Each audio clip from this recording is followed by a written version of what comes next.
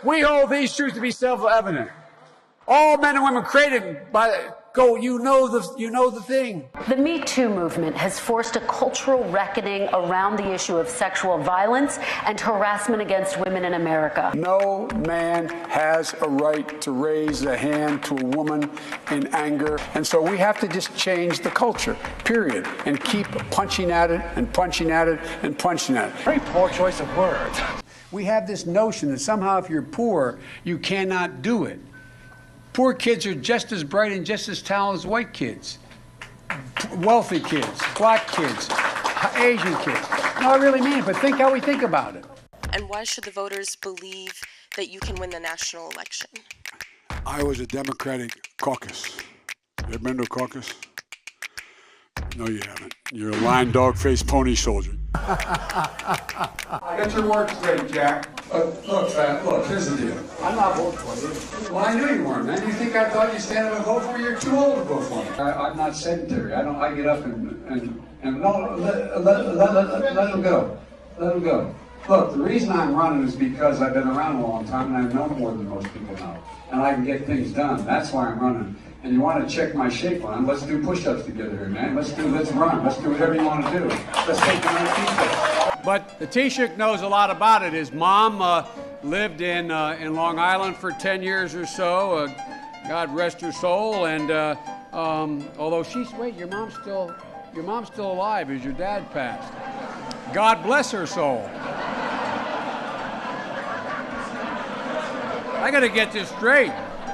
Play the radio. Make sure make sure you have the record player on at night. Corn Pop was a bad dude, and he ran a bunch of bad boys. And and back in those days, to show how things have changed, one of the things you had to use, if you used pomade in your hair, you had to wear a bathing cap. And he cut off a 6-foot length of chain. He folded up, he said, you walk out with that chain. And you walk to the car and say, you may cut me, man, but I'm going to wrap this chain around your head. So I walked out with the chain. And I walked up to my car.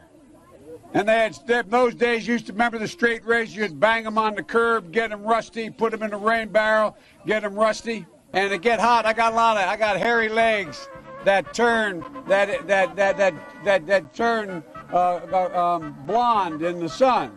And the kids used to come up and reach in the pool and rub my leg down so it was straight, and then watch the hair come back up again. They'd look at it. So I learned about roaches. I learned about kids jumping on my lap. And I've loved kids jumping on my lap.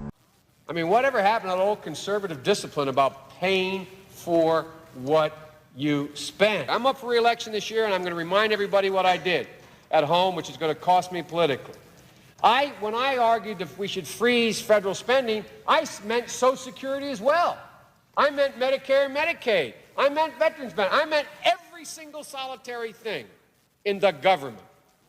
And I not only tried it once, I tried it twice, I tried it a third time, and I tried it a fourth time.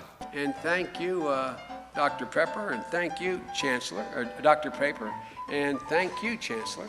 We choose unity over division. We choose science over fiction. We choose truth over facts. Paul Ryan was correct. When he did the tax code, what's the first thing he decided we had to go after? Social Security and Medicare. Now, we need to do something about Social Security and Medicare. That's the only way you can find room to pay for it. We've acted together. We have never been unable to overcome whatever the problem was. If you agree with me, go to Joe 30330 and help me in this fight. Thank you very much.